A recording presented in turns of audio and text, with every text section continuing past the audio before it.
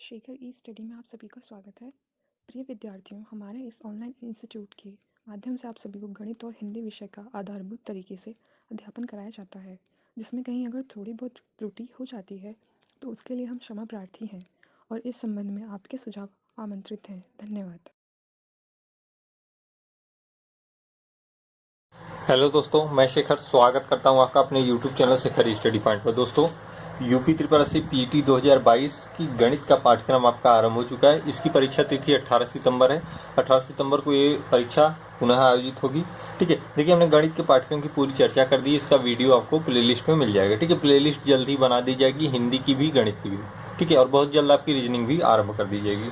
Syllabus आप जानते हैं, 5 नंबर की इन सभी टॉपिकों से आएगा, 10 नंबर का ग्राफ आएगा, तालिका 10 नंबर का। ऑल टोटल 25 नंबर की गणित आपकी पूछी जाती है पीटी में।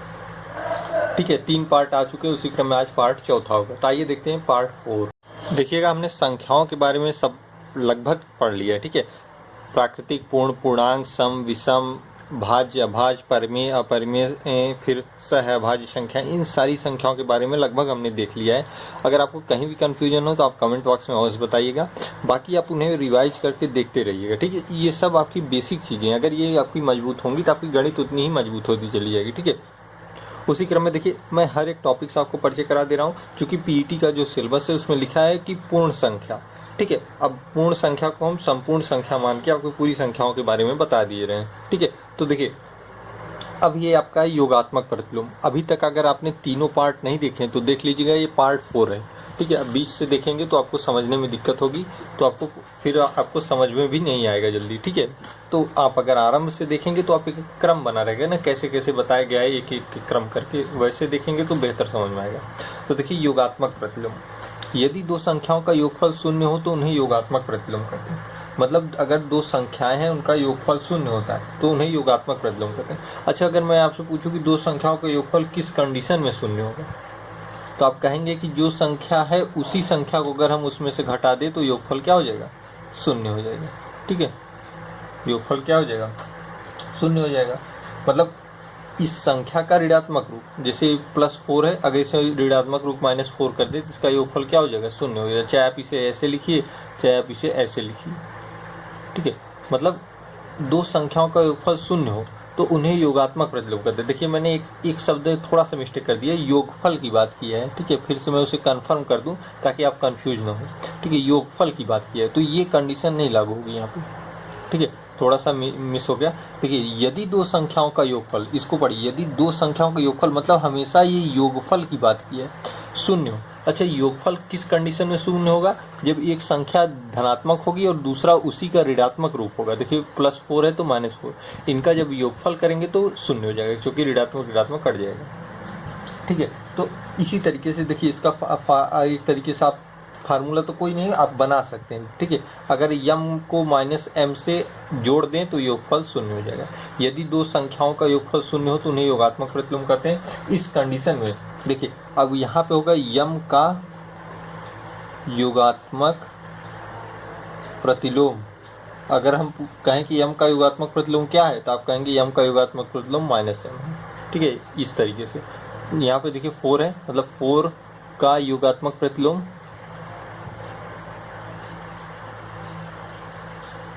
अगर हम 4 का योगात्मक प्रतिलोम पूछेंगे तो क्या होगा, 4 का योगात्मक प्रतिलोम होगा -4।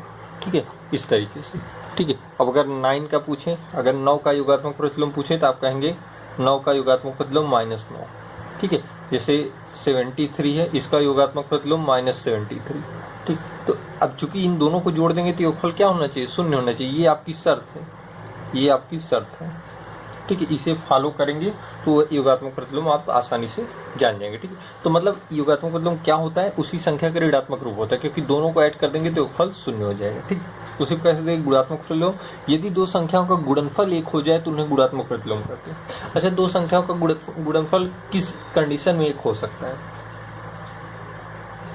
जब उसी संख्या को उसी संख्या से भाग दे। जैसे m संख्या है, अगर हम इसे अगर m से भाग दें तो भी इसका क्या हो जाएगा, गुणात्मक प्रतिलोम का। यदि दो संख्याओं का गुणनफल, देखिए इस शब्द को जानते रहिए, देखिए यहाँ पे गुणनफल है, यहाँ योगफल की बात है। जब गुणनफल की बात किया, जैसे m संख्या है, इसका गुणनफल, ऐसा कौन सी संख्या का गुणन करे कि गुणनफल 1 हो जाए, ठीक है। तो m में अगर 1/m का गुणा करेंगे तो क्या हो जाएगा, गुणनफल 1 हो जाएगा। देखिए m कैंसिल हो जाएगा, 1 बच जाएगा। ठीक है। यदि दो संख्याओं का गुणनफल 1 हो जाए तो उन्हें गुणात्मक प्रतिलोम कहते हैं। जैसे 9 है, अगर हम पूछें 9 का गुणात्मक प्रतिलोम, 9 का गुणात्मक प्रतिलोम बताइए क्या होगा, तो आप कहेंगे देखिए ये फार्मूला आपका इसमें फॉलो करता है। 9 का गुणात्मक प्रतिलोम आप तुरंत इस संख्या से एक बाई में करके गुणा कर देंगे, तो 9 9 कट गया, 1 हो गया। ये शर्त पूरी कर रहा है जो इसकी कंडीशन है। तो 9 का गुणात्मक प्रतिलोम क्या होगा, 1/9 होगा। ठीक है, 9 का गुणात्मक प्रतिलोम क्या होगा, 1/9 होगा। जैसे 11, इसका गुणात्मक प्रतिलोम आप कहेंगे 1/11, क्योंकि जब 11 गुणे 1/11 कर कट किया 1 आ गया। ठीक है, तो उसी संख्या का 1/, का रूप ही गुणात्मक प्रतिलोम होता है। ठीक है, और योगात्मक प्रतिलोम क्या होता है, उसी संख्या का ऋणात्मक रूप। गुणात्मक प्रतिलोम क्या होता है, उसी संख्या का 1/, का रूप। ठीक है, बटे में जो लिखा जाए भिन्न के रूप में, ताकि ये शर्त पूरी होनी चाहिए, जब दोनों का गुणा करें तो गुणनफल 1 हो जाए, जब दोनों का जोड़ करें तो गुणनफल 0 हो जाए। तो 0 होने पर योगात्मक, 1 होने पर गुणात्मक। उम्मीद करता हूँ समझ में आया होगा। ठीक है, इसमें बहुत सिंपल है, कुछ है नहीं, बस उसी संख्या का 1/, रूप कर देंगे गुणात्मक, उसी संख्या की ऋणात्मक कर देंगे तो योगात्मक। ठीक है, बस इतना ही आप जानते हैं। अब आइए थोड़ा सा स्थानीय मान देख लेते हैं। देखिए स्थानीय मान भी एक महत्वपूर्ण रोल अदा करता है। ठीक है, कहीं कहीं पूछा जाता है स्थानीय मान। ठीक, हालांकि ये बहुत पुराना सा टॉपिक है, आप बहुत पीछे की कक्षाओं में ही पढ़ते आए होंगे स्थानीय मान, जाति मान बारे में, लेकिन थोड़ा सा इसको बदल के पूछा जाता है, इसकी लैंग्वेज को चेंज करके थोड़ा सा इसको टिपिकल बना के पूछते हैं। लेकिन आपको इसकी जानकारी होना जरूरी कि स्थानीय मान होता क्या है। किसी दी गई संख्या में, मान लीजिए कोई संख्या दी हो, दिए गए किसी भी अंक का, मतलब उस संख्या में कोई भी ऐसा अंक का वह मान जो उसकी विशेष स्थिति के कारण बदलता रहता है, वह स्थानीय मान होता है। जैसे एक संख्या मैं दे दूं आपको 472797। ठीक है, ये आपकी एक संख्या है। ठीक है, मान लीजिए एक संख्या, किसी दी गई संख्या में दिए गए अंक, दिए गए किसी भी अंक, हम इस संख्या में कहें कि 7 का स्थानीय मान बताइए। ठीक है, इसमें हम कहें कि 7 अर्थात 7 का स्थानीय मान, 7 का स्थानीय मान क्या होगा। ठीक है, अब आपको बताना है 7 का स्थानीय मान इसमें क्या होगा। अब देखिए 7 का स्थानीय मान क्या होगा, अब आपको पता करना है 7 का स्थानीय मान। जब किसी संख्या में एक ही अंक कई बार आया हो तो उसका स्थानीय मान भी अलग अलग होता है। जैसे इस 7 का स्थानीय मान, इसको समझने के लिए पहले थोड़ी सा मैं आपको संख्या का परिचय करा दूं, हालांकि आप जानते होंगे। जैसे 1 2 3 123 संयुक्त रूप से लिखा है। ठीक है, तो आप जानते हैं ये क्या है, इकाई है, ये क्या है, दहाई है। ठीक है, इसे इकाई बोलते हैं, इसे दहाई का अंक, इसे सैकड़े का अंक। उसके बाद 1000, 10,000, इस तरीके से आगे बढ़ते रहते हैं। क्योंकि ये तो जानते होंगे कि इधर से इकाई होती, दहाई होती, सैकड़ा, 1000, 10,000, लाख, 10 लाख, करोड़, 10 करोड़, मतलब इस तरीके से संख्याओं को गिना जाता है। ठीक है, तो जब ये 7 है, अब चूंकि यहाँ भी 7 है, यहाँ भी 7 है, यहाँ भी 7 है, जब एक ही संख्या के अंतर्गत एक अंक कई बार आया है तो उसका स्थानीय मान भी अलग अलग होगा। जैसे इस 7, ये 7 का स्थानीय मान क्या होगा, ये कहाँ है, इकाई के स्थान पे है, इस स्थान पे इकाई के स्थान पे। तो 7 जब ये इकाई के स्थान पे है तो उसमें 1 से गुणा करेंगे। ठीक है, तो इस 7 का स्थानीय मान क्या हो जाएगा, 7। अब इस 7 का स्थानीय मान, ये कहाँ है, इकाई के बाद ये दहाई है, ये क्या है, सैकड़ा। तो ये 7 कहाँ है, सैकड़े पे है। सैकड़ा मतलब 100, किससे गुणा करेंगे, 100 से, ये हो जाएगा 700। और ये 7 कहाँ है, सैकड़ा के बाद 1000, 10,000।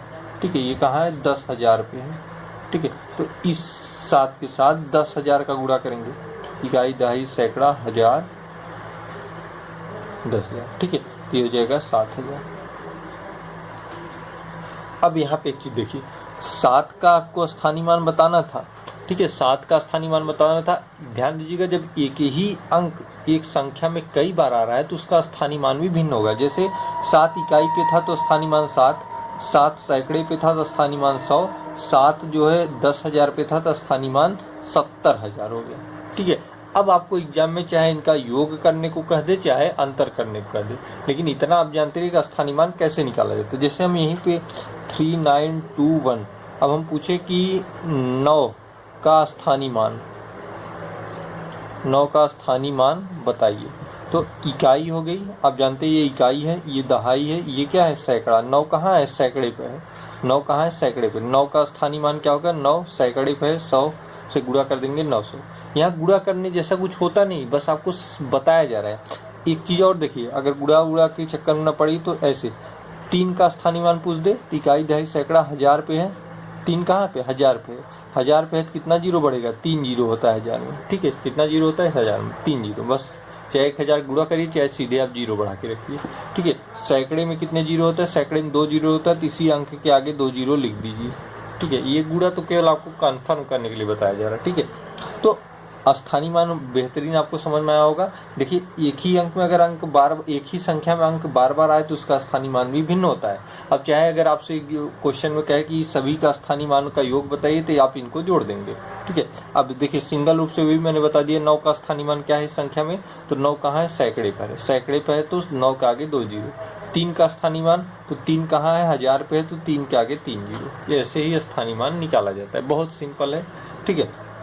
कुछ करना नहीं, जैसे जैसे मैं बता रहा हूँ, ठीक है। अब जैसे एक और मैं बता दूँ 7392 में अगर आपसे पूछे 3 का स्थानीय मान, तो 3 कहाँ है इकाई दहाई सैकड़े पर, सैकड़ा मतलब 2 जीरो, ठीक है। सैकड़ा मतलब 2 जीरो, ठीक। या तो ये अगर आपको न समझ में आ रहा हो इकाई दहाई सैकड़ा, तो जितने अंक बाद हो उतने जीरो लगा देते हैं। जैसे देखिए ये 7 कितने 2 अंक बाद था, तो इस 7 के साथ देखिए 2 जीरो लगा है। ये 7 कितने अंक बाद है 1 2 3 4 अंक के बाद ये 7 है, तो इस 7 के बाद 4 जीरो लगे 1 2 3 4, ठीक है। न कुछ गुणा इकाई दहाई न समझ में आए तब के लिए, ठीक है। अब देखिए 9 का स्थानीय मान पूछा तो कितने पे है सैकड़े पे है। 9 कितने अंकों बाद है 1 2 के अंक के बाद 2 अंकों के बाद 9 है तो 2 जीरो लगा दिए। कितने अंकों के बाद 2 अंकों के बाद तो 2 जीरो। 3 कितने अंकों के बाद है 1 2 3 अंकों के बाद है, 3 के आगे 3 जीरो, ठीक है। जितने अंक बाद हुए उतने जीरो, तो इससे स्थानीय मान और क्लियर हो जाएगा, ठीक है। स्थानीय मान में ही आता है एक जाति मान, उसे भी जान लेते हैं। देखिएगा जब जाति मान की बात कीजिए, जब आपने स्थानीय मान जान लिए जाति मान, जैसे 79234747 में 7 का जातीय मान बताइए, का जातीय मान बताइए। अब बताइए जी 7 का जातीय मान क्या होगा। स्थानीय मान तो आप जानते हैं, जातीय मान क्या होगा। तो किसी भी दी गई संख्या में किसी भी अंक का, किसी भी दी गई संख्या है इसमें किसी भी अंक, वो अंक क्या है हमने 7 का जातीय मान पता करना है।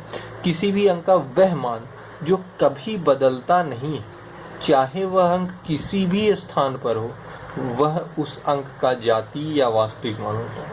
अब इस परिभाषा को समझिए, थोड़ा सा हो सकता ब्लर कर रहा हो। किसी भी दी गई संख्या में, ये संख्या दी हुई है, ठीक है, ये दी हुई संख्या है। किसी भी अंक, किसी भी अंक, यहाँ क्वेश्चन में आपको 7 के बारे में कहा है, 7 का वह मान जो कभी बदलता नहीं, मतलब इसका जातीय मान वही होगा जो कभी चेंज नहीं हो सकता, चाहे वह अंक किसी भी स्थान पर चला जाए, मतलब चाहे 7 यहाँ हो, चाहे 7 यहाँ हो, चाहे 7 यहाँ हो, वो चेंज नहीं होगा, वही उसका जातीय मान होता है, ठीक है। जिस प्रकार से ये 7 है तो इसका जातीय मान 7 ही होगा, ये 7 है तो इसका भी जातीय मान 7 ही होगा, ये 7 है तो इसका भी जातीय मान 7 ही होगा। मतलब जातीय मान मतलब वही संख्या खुद, ठीक है। बस इतना जानिए, जातीय मान मतलब वही संख्या खुद, ठीक। 7 का जातीय मान 7, यहाँ पे भी 7, यहाँ पे भी 7, तो ये सब जातीय मान बहुत सिंपल है, केवल वही संख्या आपको लिख देनी है। अब यहाँ पे चाहे जहाँ पे ये अंक हो, ठीक है, जैसे 932313 में अब 3 का आपसे पूछे कि जातीय मान क्या होता है, तो ये भी 3 ही होगा, ये भी 3 ही होगा, ये भी 3 होगा, क्योंकि जातीय मान वही संख्या होती है, वह चाहे उस संख्याओं में किसी भी अंक में हो, कहीं भी उसका अंक आए, मतलब ये संख्या में यह अंक कहीं भी आए, उसका जातीय मान वही होगा। 3 चाहे यहाँ इकाई पे आए, चाहे सैकड़े पे आए, चाहे लाख पे आए, ठीक है, चाहे लाख पे आए, उसका जातीय मान 3 ही होगा। मतलब आप केवल जानते रहिए कि जातीय मान अर्थात उसी संख्या की बात हो रही है, ठीक है। 9 का जातीय मान, 9 का जातीय मान, तो भैया 9 का जातीय मान 9 ही होता है, कुछ करने की जरूरत नहीं, ठीक है। 7 का जातीय मान 7 ही होता है, ठीक है। 88 का जातीय मान, सॉरी दहाई तक चला गया, सिंगल ही रहता है, ठीक है, कभी कभी भावनाओं में चला जाता है। 9 का जातीय मान 9 ही होगा, ठीक है। तो इसी तरीके से आप बस जातीय मान अर्थात वही संख्या, ठीक है। तो इतना तो आप जहाँ ध्यान ही रहेंगे, स्थानीय मान जातीय मान आपका कन्फर्म हो गया होगा। अब आपको कुछ प्रश्नों के माध्यम से समझाने का प्रयास करेंगे। कुछ महत्वपूर्ण प्रश्नों को देख लेते हैं जो अभी आप तक थियरी पढ़ी है, ठीक है, स्थानीय मान और जाति मान से संबंधित, ठीक, जिससे आपसे कॉन्सेप्ट एकदम क्लियर हो जाए। जैसे कह रहा है संख्या इतने में 9 के स्थानीय मान एवं जाति मान में अंतर होगा, ठीक है, ऐसे प्रश्न आपको पूछे जा सकते हैं। देखिए संख्या क्या है, 3 7 0 9 5 2। 9 का स्थानीय मान, 9 कहाँ है, इकाई दहाई सैकड़ा, सैकड़े पे है 9, कितने अंकों के बाद है, 2 अंकों के बाद 2 जीरो। ये क्या हो गया, इसका स्थानीय मान हो गया। क्या हो गया, स्थानीय मान हो गया। किसका, 9 का स्थानीय मान हो गया। 9 का जाति मान, जाति मान क्या होता है, मैंने कहा कि जो संख्या होती है वही उसकी जाति मान होता है, मतलब ये 9 का जाति मान 9 ही होगा, मैंने यहाँ ऊपर आपको समझा रखा है, ठीक है। तो स्थानीय मान इतना, जाति मान इतना। अंतर पूछा है, इनका अंतर, तो 900 में से 9 घटा देंगे तो आएगा आपका क्या, 891, ठीक है। तो 891 आपका आंसर हो जाएगा।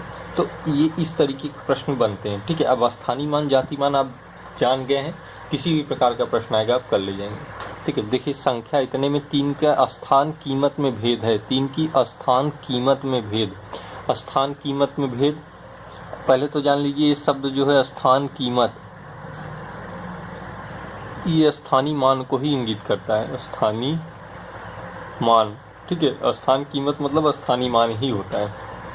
मैंने कहा था ना शब्दावली चेंज करके पूछेगा, तो इस तरीके के प्रश्न बन सकते हैं।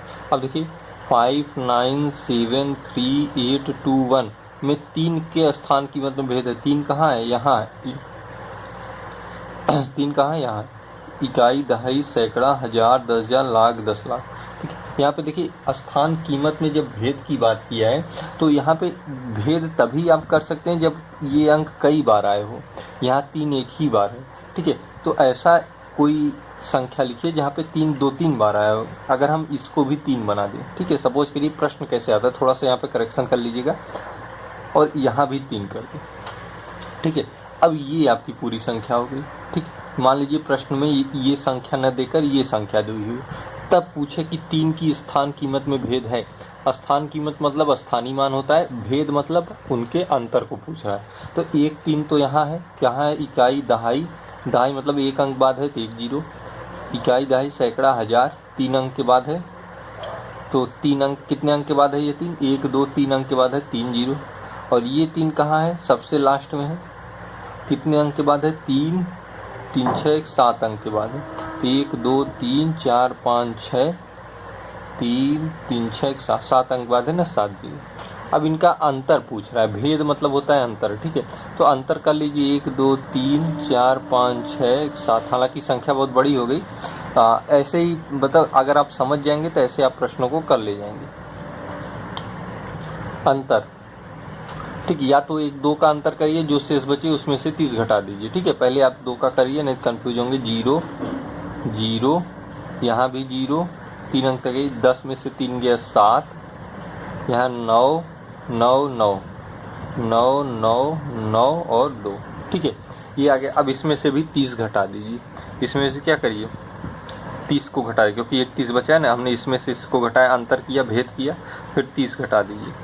0 10 में से 3 गया 7, यहाँ 9 6 9 9 9 2, ठीक है, ये आ गया 3 3, ये आपका स्थान कीमत में भेद क्या है, ये आपका आंसर हो गया, ठीक है। तो ऐसे प्रश्न पूछेंगे स्थानीय मान में, तो आपको ऐसे ही सॉल्व करना है, ठीक है। स्थानीय मान जाति मान आप उम्मीद करता हूँ समझ में आ गया होगा। अब फिर आपको जब प्रैक्टिस सेट आरंभ हो जाएंगे ना, बहुत सारे प्रश्नों को सॉल्व कराया जाएगा। ये आप कॉन्सेप्ट समझिए, उससे रिलेटेड उदाहरण देखिए। आइए कुछ और प्रश्नों को देख लेते हैं।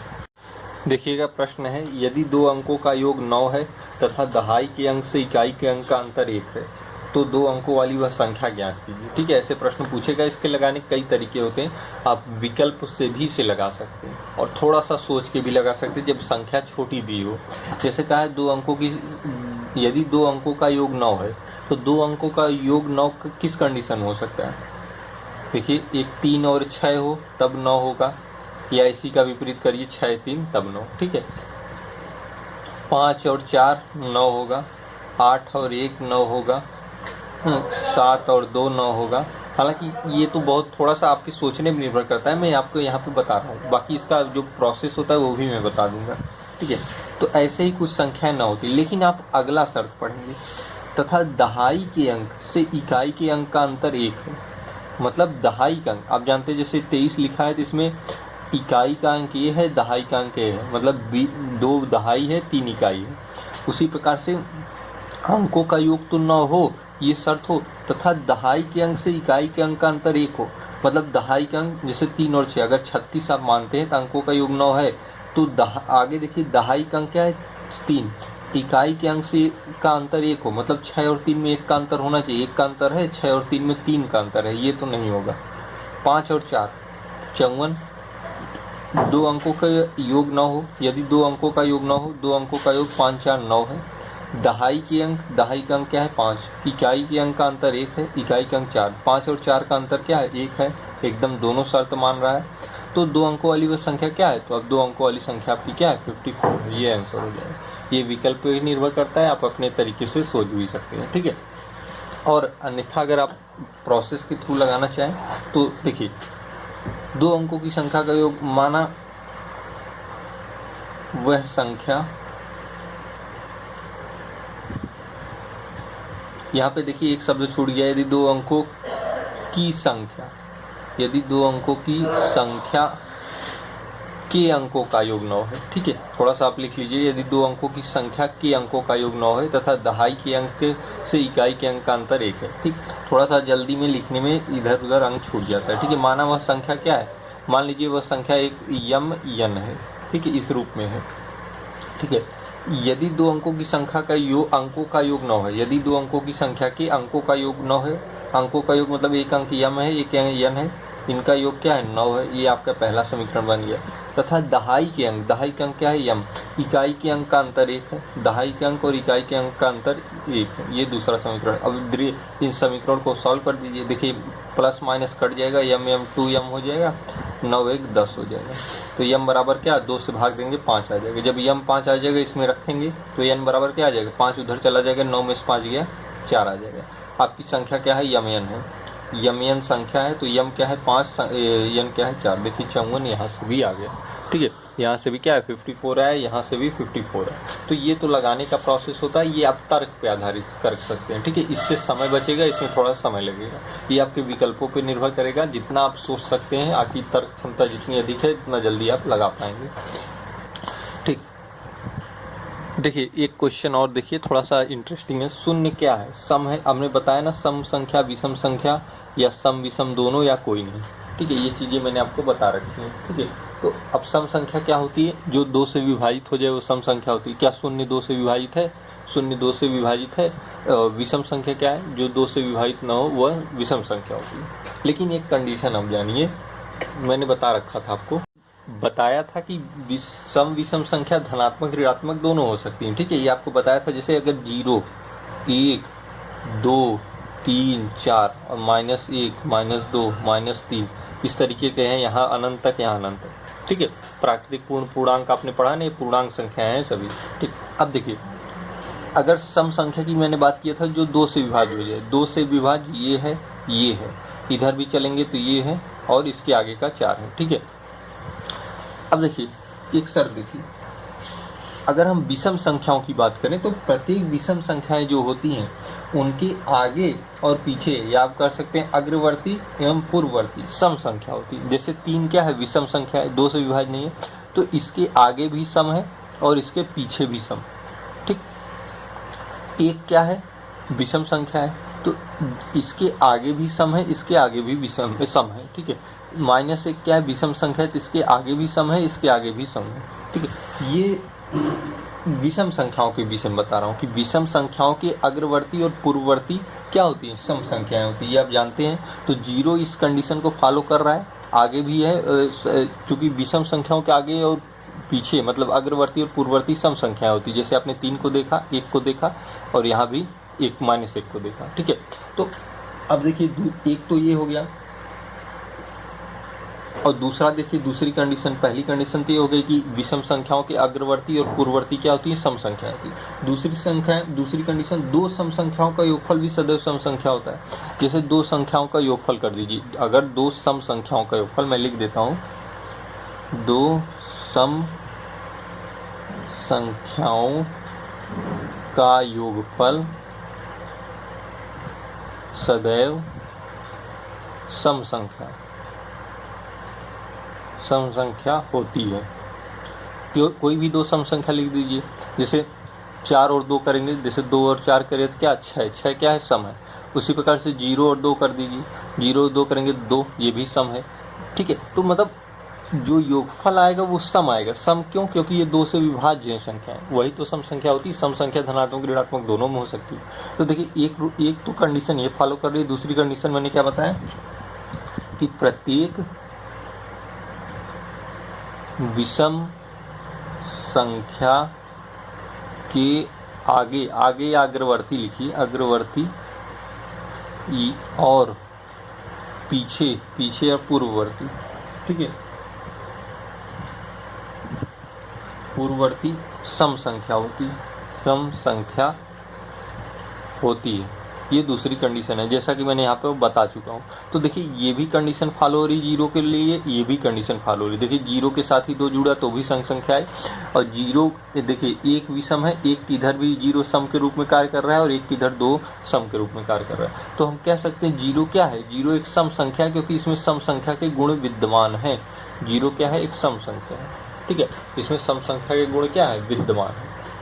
ठीक, जैसे मैंने आपको भाज्य अभाज्य पढ़ाते समय बताया था ना कि एक न तो भाज्य है न अभाज्य है, एक न तो भाज्य का ही कार्य करता है न अभाज्य का कार्य करता है। उसी प्रकार से जीरो क्या है, जीरो एक सम संख्या है। आप जानते रहिए, मैंने एक कंडीशन फॉलो करके आपको बता दी।